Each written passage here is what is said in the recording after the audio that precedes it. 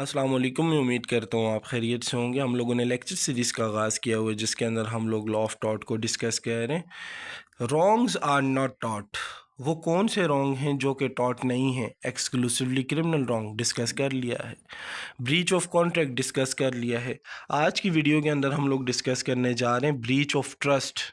अब breach of trust को समझने से पहले, ट्रस्ट की वायलेशन को समझने से पहले हमें ट्रस्ट को समझना ज़रूरी है कि ट्रस्ट क्या होती है। An arrangement whereby a person holds property as its nominal owner for the goods of one or more beneficiary।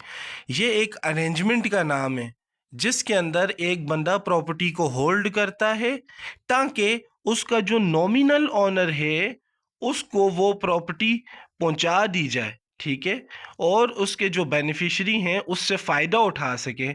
उस किस्म की अरेंजमेंट को हम लोग ट्रस्ट कहते हैं। इसके अंदर बेसिकली तीन पार्टीज होती हैं या तीन कॉम्पोनेंट होते हैं। सबसे पहले नंबर पर ट्रस्ट क्रिएटर होता है, वो बंदा जो कि प्रॉपर्टी ओन कर रहा होता है, जो जिसकी प्रॉपर्टी ज़ाती होती है उसे हम लोग ट्रस्ट क्रिएटर कहते हैं, और वो उस प्रॉपर्टी को देना चाह रहा होता है किसी दूसरे लोगों के बेनिफिट के लिए, ठीक है।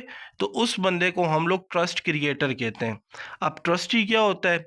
वो बंदा जो कि अ, उस उस ट्रस्ट के लिए काम कर रहा होता है, ठीक है, कि उसने ट्रस्ट क्रिएटर की जो प्रॉपर्टी है वो डिलीवर करवानी है बेनिफिशरी को, तीसरे बंदे को, तो वो ट्रस्टी है, ठीक है।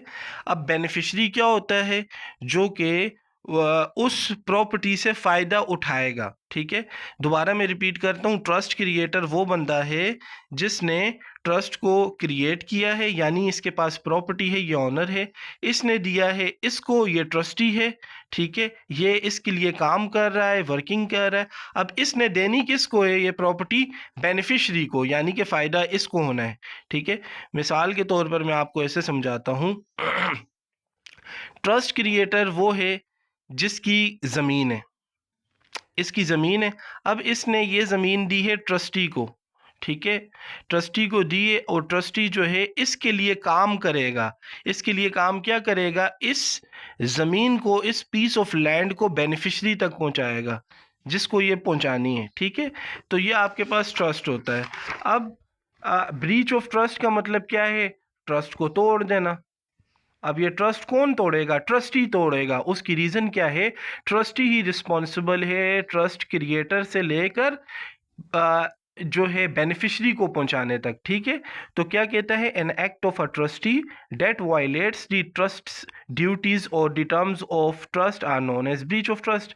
मतलब ऐसी वायलेशन जिसके अंदर जो ट्रस्टी है वो खिलाफ वर्जी करे अपनी ड्यूटी की, जो ड्यूटी उसे ट्रस्ट क्रिएटर की तरफ से दी गई थी, और उसने वो ड्यूटी बेनिफिशरी के हक में करनी थी, अदा करनी थी, उसने अदा नहीं की, और ट्रस्ट क्रिएटर से जो है ट्रस्ट ले लिया है, कोई प्रॉपर्टी ले ली है और आगे बेनिफिशरी को ट्रांसफ़र नहीं की, तो उसने क्या किया? ब्रीच ऑफ ट्रस्ट किया।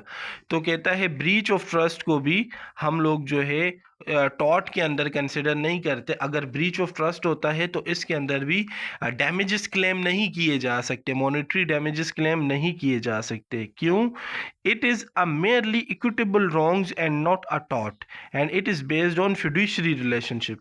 कह रहा है कि ये फिड्यूशरी रिलेशनशिप पर बेस कर रहा होता है। अब फिड्यूशरी रिलेशनशिप क्या होता है? Relationship between all above the persons are called fiduciary relationship. ये जो मैंने आपको अभी समझाया है ना, कि ट्रस्ट क्रिएटर ने जो है ट्रस्टी को देनी है, ट्रस्टी ने जो है बेनिफिशरी को देनी है जब ये मैच्योर हो जाएगा। तो ये जो इन तीनों के दरमियान एक आर्क बन रही है, एक रिलेशनशिप बन रहा है, इसे हम लोग फिड्यूशरी रिलेशनशिप कहते हैं। ये इससे लेगा, ये इससे लेगा, ये इसको प्रिजर्व करेगा जब तक बेनिफिशरी को उस चीज़ को देना नहीं है, ठीक है। तो कहता है क्या है? Hence, whenever a trustee infringed their duty for trust, then he has not commit any violation in the light of tort. Therefore, he has not to given damages, because although it is breach of tort, but not lies in the tort. कहता है अब इसके अंदर क्या है, इसके अंदर इसने वो ड्यूटी जो कि इसे स्पेसिफाई कर दी गई थी ट्रस्ट क्रिएटर की तरफ से, इसने उसकी वायलेशन की है। ठीक है, इसने इसके अंदर कोई भी ऐसा काम ऐसा नहीं किया जिसके अंदर वो अपनी इंडिपेंडेंट था ड्यूटी परफॉर्मेंस से।